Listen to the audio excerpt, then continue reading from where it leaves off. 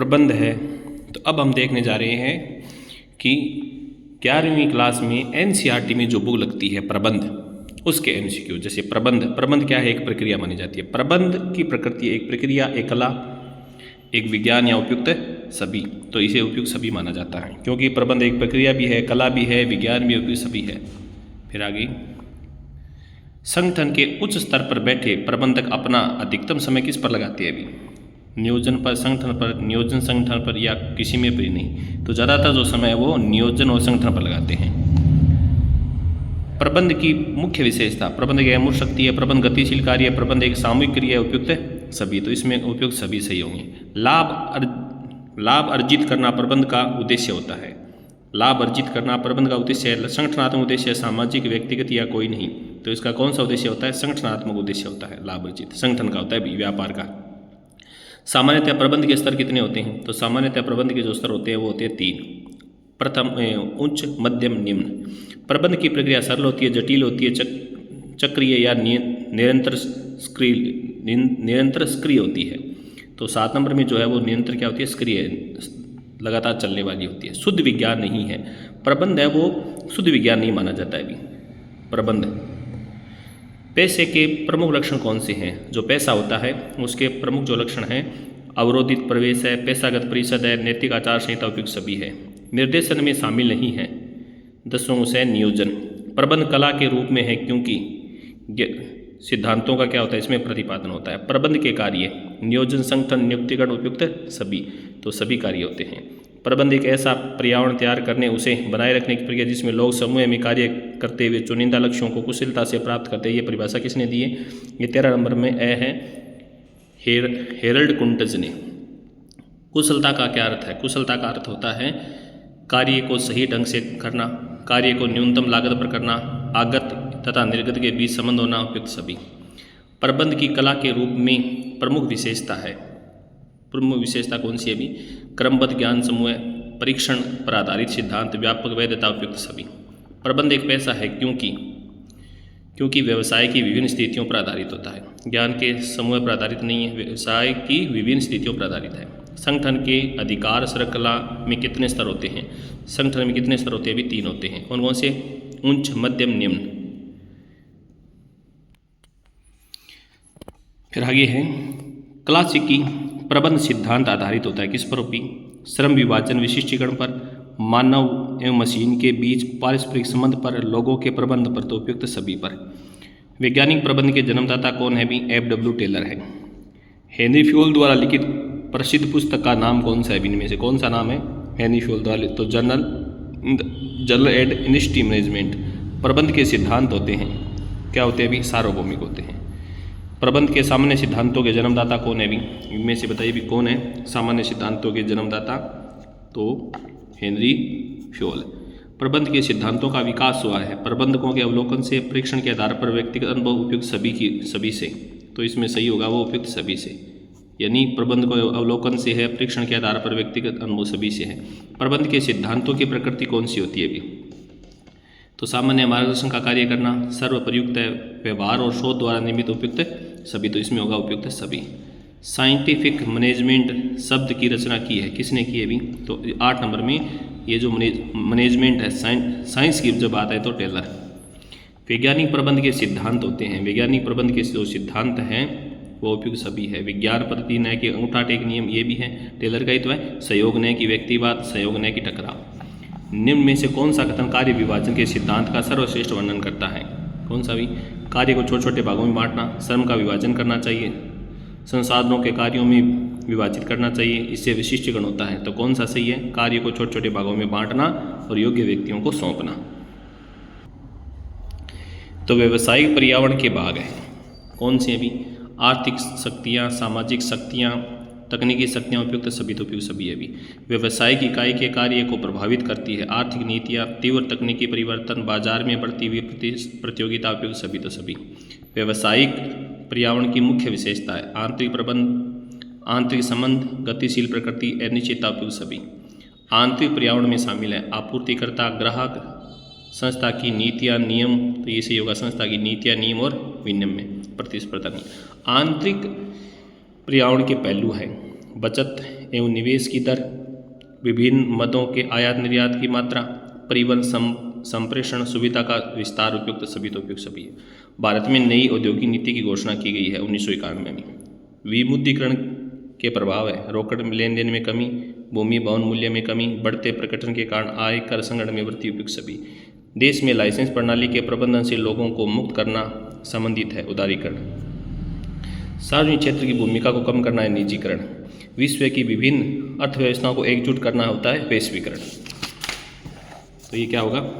ये होगा वैश्वीकरण। भारत में आकार ने अनिवार्य लाइसेंस वर्ग में उद्योगों की संख्या घटाकर कितनी कर दी है अभी? अब इसमें जो संख्या कर दी है वो कितनी है? 6, अब और घट गई है अभी। भारत में सार्वजनिक क्षेत्र की भूमिका को सामरिक महत्व के कितने लाइसेंस की चाहिए अभी? सरकारी है वो 2 बचे हैं और अब वैसे 5 हो गए। भारत में सार्वजनिक क्षेत्र की भूमिका को अब इसमें कितने हो गए? 5। भारत में सार्वजनिक क्षेत्र की भूमिका और सामरिक महत्व कितने उद्योगों तक सीमित कर दिया है?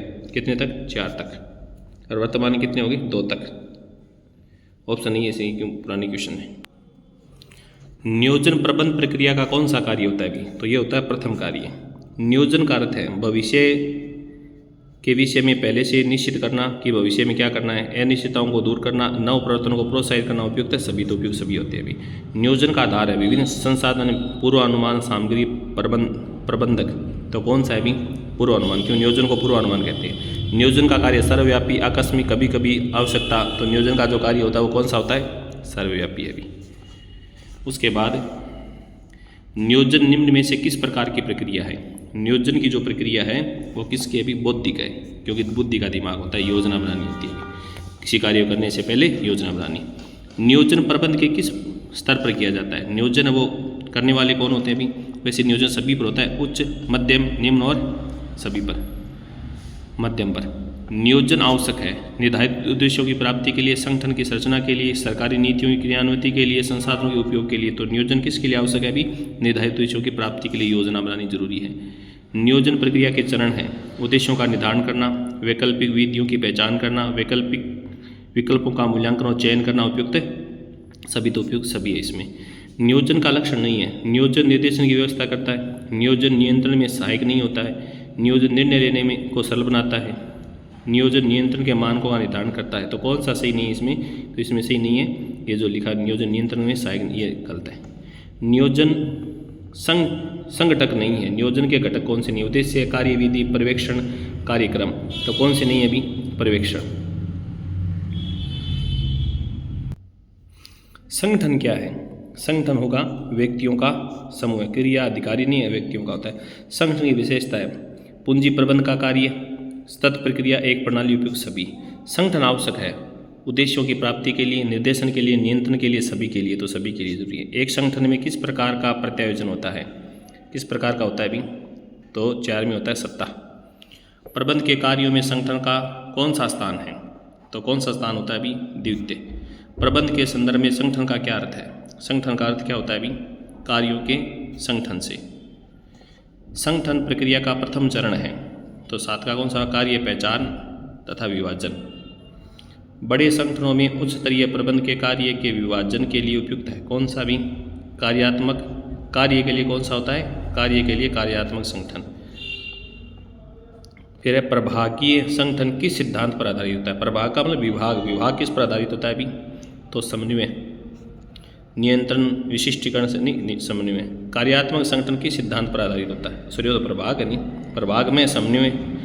कार्यात्मक संगठन किस सिद्धांत पर आधारित होता है? तो ये होता है विशिष्टीकरण। कामों, कार्यात्मक को मतलब है बढ़िया बढ़िया काम करना। केवल उच्च अधिकारी स्तर पर अधिकार संकेंद्रित होना कहलाता है। एक जगह इकट्ठा होने के वह भी केंद्रीकरण में। नियुक्तिकरण है नियोजन करना, नियंत्रण करना, निर्देशन करना, लोगों को कार्य पर रखना। तो इसका अर्थ है नियुक्तिकरण है लोगों को कार्य पर रखना। नियुक्ति की आवश्यकता होती है श्रमिकों का कल्याण करने के लिए, औपचारिक संगठन बनाने के लिए, कार्य निष्पादित करने के लिए, कर्मचारियों की आवश्यकता पूरी करने के लिए, अनौपचारिक संगठन बनाने के लिए। तो कब आवश्यकता होती है अभी? तो इसमें होती है अभी कार्य पूरा करने के लिए आवश्यकता होती है कर्मचारियों की। नियुक्तिकरण प्रक्रिया के चरण का कौन सा क्रम सही होता है? तो इसका जो है उपयुक्त सभी। मानव आवश्यकताओं का आंकलन करना, वृत्ति और आवेदकों में से चयन उपयुक्त सभी। नियुक्ति की प्रथम पीढ़ी है, चौथा को वह है वृत्ति, पहलो काम है वृत्ति, फिर वह चयन। वृत्ति करने का एक बहुत ही लोकप्रिय बाह्य स्रोत कौन सा होता है? नियुक्ति करने को बाह्य स्रोत किसी है भी, सरकार, निजी रोजगार कार्यालय, विज्ञापन है, श्रम संघ है, भूतपूर्व तो सब बढ़िया मान लीजिए विज्ञापन सगड़ा पहुँच जाए। बिंग बाद में है प्रबंधकीय पदों की भर्ती का कार्य करता है। प्रबंधकीय पदों की भर्ती का कार्य कौन करता है भी? तो ये करता है सरकारी रोजगार कार्यरत कर्मचारी अनुशंसा प्रबंध परामर्श समिति। कौन करती है भी? नाम ही प्रबंध को प्रबंध परामर्श समिति करती है। चयन से पूर्व प्रक्रिया क्या कहलाती है? भर्ती। वह भी चयन पहले क्या? वह भर्ती। वह प्रक्रिया जिससे कर्मचारी के पदभार संभालने से जिसके लिए उसका चयन हुआ है क्या कहलाती है? बनके का भी वह प्रक्रिया जिससे कर्मचारी के पदभार संभालने से जिसके उसका चयन हुआ तो पदभार सौंपना अनुस्थापन हुआ भी।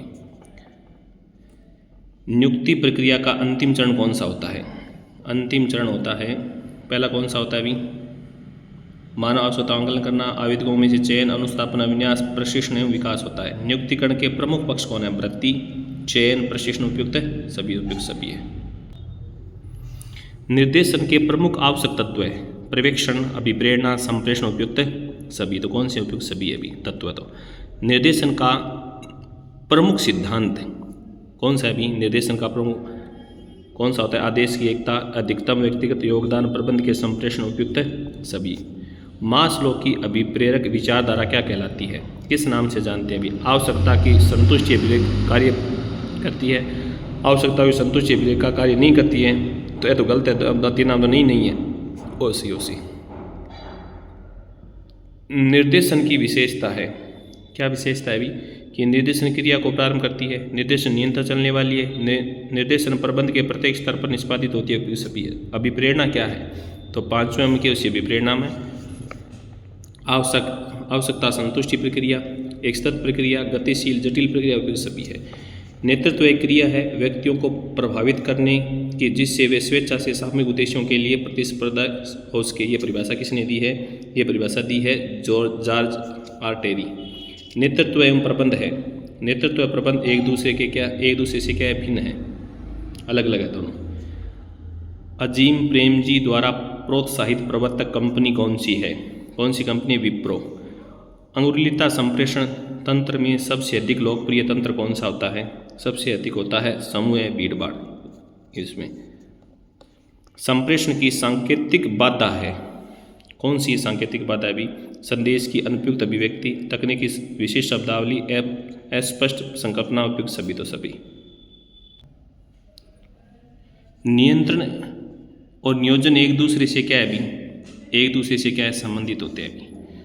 परिमापों के निर्धारण को नियंत्रित प्रक्रिया का किसको कह?